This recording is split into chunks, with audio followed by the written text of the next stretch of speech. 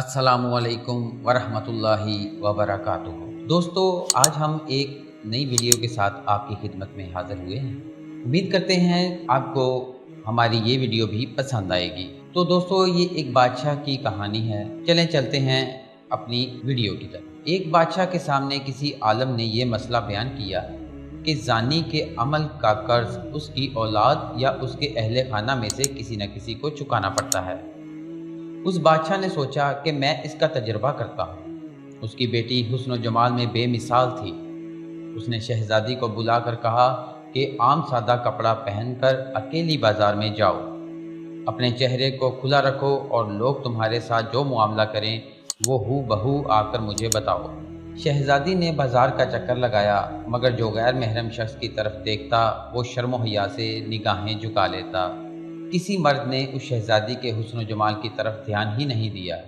सारे शहर का चक्कर लगाकर जब शहजादी अपने महल में दाखिल होने लगी तो राहदारी में किसी मुलाजिम ने महल की खादमा समझकर रोका, गले लगाया, बोसा लिया और भाग गया। शहजादी ने बादशाह को सारा किस्सा सुनाया तो बादशाह रो पड़ा और कहने लगा कि मैंने सारी ज़िंदगी गैर महरम से अपनी निगाहों की हिफाजत की है, अलबत्ता एक मर्तबा मैं गलती कर बैठा और एक गैर महरम लड़की को गले लगाकर उसका बोसा लिया था। मेरे साथ भी वही कुछ हुआ जो मैंने अपने हाथों से किया था।